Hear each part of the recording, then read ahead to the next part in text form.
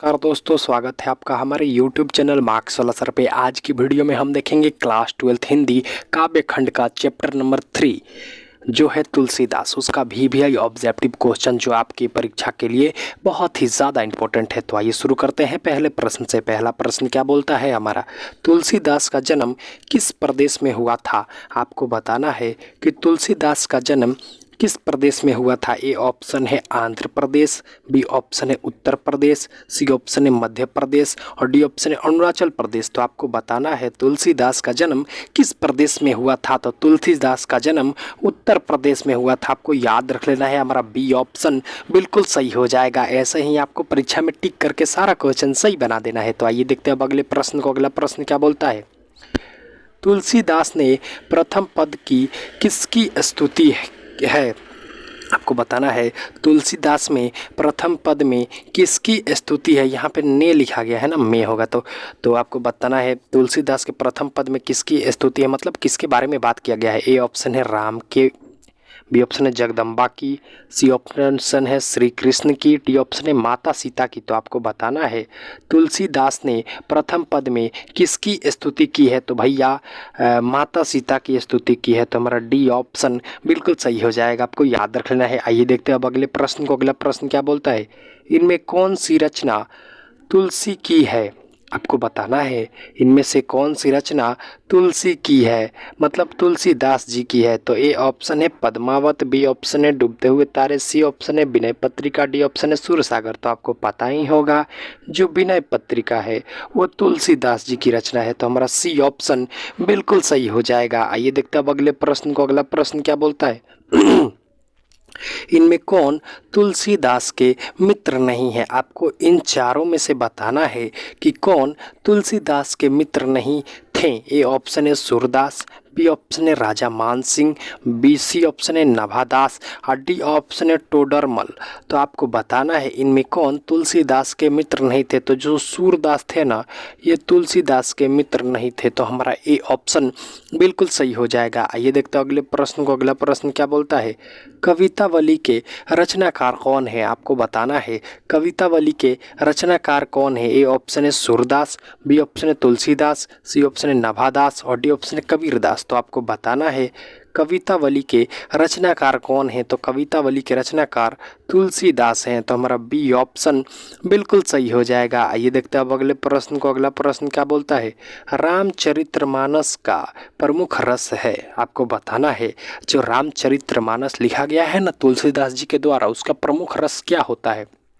तो A option है करुण रस, बी ऑप्शन है वीर रस, सी ऑप्शन है भक्ति रस, डी ऑप्शन है श्रृंगार रस। तो आपको बताना है रामचरितमानस का प्रमुख रस क्या है। तो भैया वो भक्ति रस है, रामचरितमानस का रस।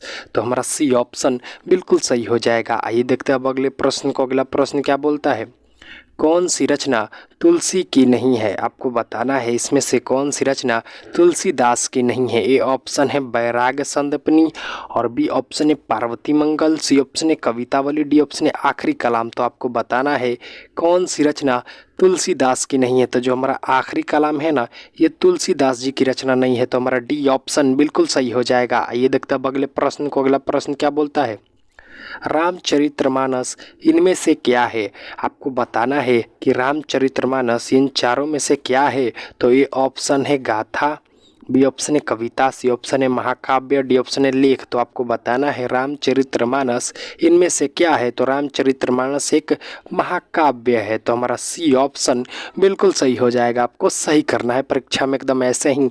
तो आइए देखते हैं अगले प्रश्न को। अगला प्रश्न क्या बोलता है, रामचरितमानस की भाषा क्या थी। आपको बताना है रामचरितमानस की भाषा क्या थी। ए ऑप्शन है मैथिली, बी ऑप्शन है हिंदी, सी ऑप्शन है संस्कृत, डी ऑप्शन है अवधी। तो आपको बताना है कि रामचरितमानस की भाषा क्या थी। तो रामचरितमानस की भाषा जो लिखी गई थी ना फर्स्ट टाइम, वो अवधी में लिखी गई थी। तो हमारा डी ऑप्शन बिल्कुल सही हो जाएगा। आइए देखते हैं अगले प्रश्न को। अगला प्रश्न क्या बोलता है, विनय पत्रिका की भाषा क्या थी। अब आपको बताना है विनय पत्रिका की भाषा क्या थी। ए ऑप्शन है मैथिली, बी ऑप्शन है हिंदी, सी ऑप्शन है संस्कृत, डी ऑप्शन है अंतर्वेदी ब्रज। तो आपको बताना है कि विनय पत्रिका की भाषा क्या थी। तो विनय पत्रिका की भाषा थी अंतर्वेदी, जो ब्रज भाषा को हम बोलते हैं। तो हमारा डी ऑप्शन बिल्कुल सही हो जाएगा। आपको याद रख लेना है। आइए देखते हैं अब अगले प्रश्न प्रश्न को अगला प्रश्न क्या बोलता है, तुलसीदास के शिक्षा गुरु थे। आपको बताना है कि तुलसीदास के शिक्षा गुरु कौन थे। ए ऑप्शन है वल्लभाचार्य,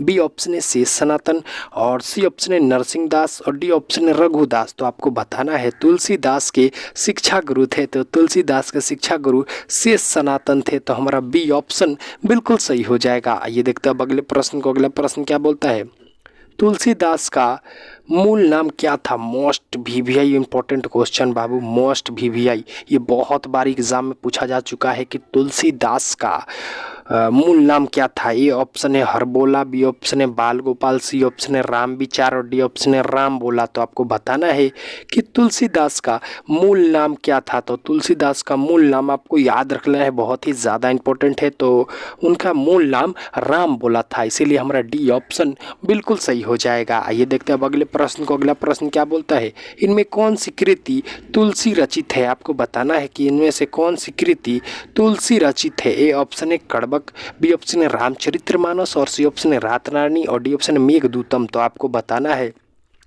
कि इनमें से कौन सी कृति तुलसी रचित है। तो जो हमारा रामचरितमानस है ना, इसे तुलसीदास जी ने लिखा है। तो हमारा बी ऑप्शन बिल्कुल ही सही हो जाएगा। आइए देखते हैं अगले प्रश्न को। अगला प्रश्न क्या बोलता है, तुलसीदास किस काल के कवि थे। यहाँ पे थोड़ा टाइपिंग मिस्टेक हो गया, आप मैनेज कर लीजिएगा। मैं बोल तो दे रहा हूँ ना, आप मेरे आवाज़ से क्वेश्चन पढ़ लीजिएगा। तो क्या बोला है, तुलसीदास किस काल के कवि थे। ए ऑप्शन है आधुनिक काल, बी ऑप्शन है भक्ति काल, सी ऑप्शन है रीति काल, डी ऑप्शन है आदि काल। तो आपको बताना है तुलसीदास किस काल के कवि थे। तो तुलसीदास भैया भक्ति काल के कवि थे। तो हमारा बी ऑप्शन बिल्कुल सही हो जाएगा। आइए देखते हैं अब अगले प्रश्न को। अगला प्रश्न क्या बोलता है, इनमें कौन सी रचना तुलसी की नहीं है। आपको बताना है कि इसमें से कौन सी रचना तुलसी की नहीं है। ए ऑप्शन है उषा, बी ऑप्शन है रामचरितमानस, सी ऑप्शन है कवितावली, डी ऑप्शन है राधा स्तुति। तो आपको बताना है इनमें से कौन सी रचना तुलसीदास की नहीं है। तो जो हमारा उषा है ना, ये तुलसीदास जी की रचना नहीं है। तो बाकी है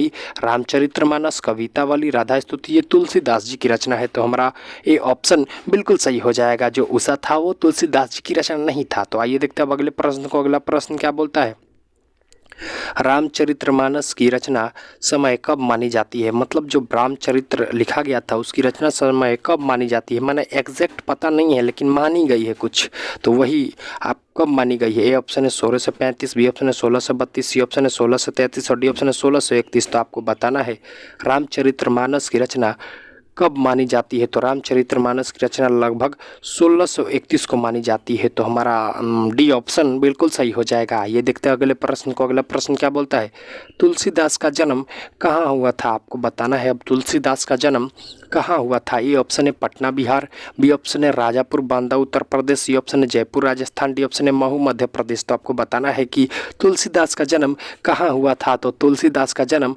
राजापुर बांदा जिला जो उत्तर प्रदेश में पड़ता है ना, वहाँ हुआ था। तो हमारा बी ऑप्शन बिल्कुल सही हो जाएगा। आपको याद रखना है, बहुत ही ज़्यादा इंपॉर्टेंट है। तो आइए देखते हैं अब अगले प्रश्न को। अगला प्रश्न क्या बोलता है, इनमें से कौन सी रचना तुलसी की नहीं है। आपको बताना है इनमें से कौन सी रचना तुलसी की नहीं है। ए ऑप्शन है रामचरितमानस, बी ऑप्शन है कवितावली, सी ऑप्शन है विनय पत्रिका, डी ऑप्शन है कड़बक। तो आपको बताना है इनमें से कौन सी रचना तुलसी की नहीं है। तो जो हमारा कड़बक है ना, ये तुलसी जी की रचना नहीं है, ये जयसी जी की रचना है। तो हमारा डी ऑप्शन बिल्कुल सही हो जाएगा। ये देखते हैं अगले प्रश्न को। अगला प्रश्न क्या बोलता है, तुलसीदास ने दोनों पदों में किस रस की व्याख्या की है।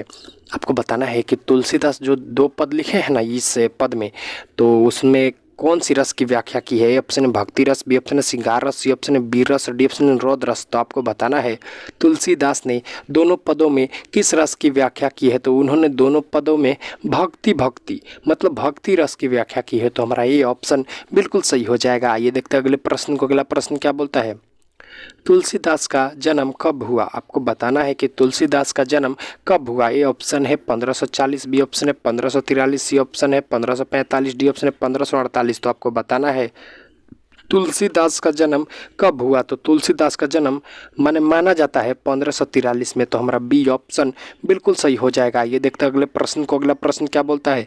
दूसरे पद में तुलसी ने अपना परिचय किस रूप में दिया है? आपको बताना है कि दूसरे पद में तुलसीदास ने अपना परिचय किस रूप में दिया है। ए ऑप्शन है निर्धन के रूप में, बी ऑप्शन है भिखारी के रूप में, सी ऑप्शन है दाता के रूप में, डी ऑप्शन इनमें से कोई नहीं। तो आपको पता होना चाहिए कि दूसरे पद में तुलसी ने अपना परिचय भिखारी के रूप में दिया है। तो हमारा बी ऑप्शन बिल्कुल सही हो जाएगा। इसी के साथ इस चैप्टर का सारा VVI ऑब्जेक्टिव क्वेश्चन होता है समाप्त। ऐसा ही ऑब्जेक्टिव चाहते हैं रोज डेली तो हमारे चैनल मार्क्स वाला सर को सब्सक्राइब करें, और इसका फ्री PDF चाहते हैं तो ज्वाइन करें हमारा टेलीग्राम चैनल मार्क्स वाला सर।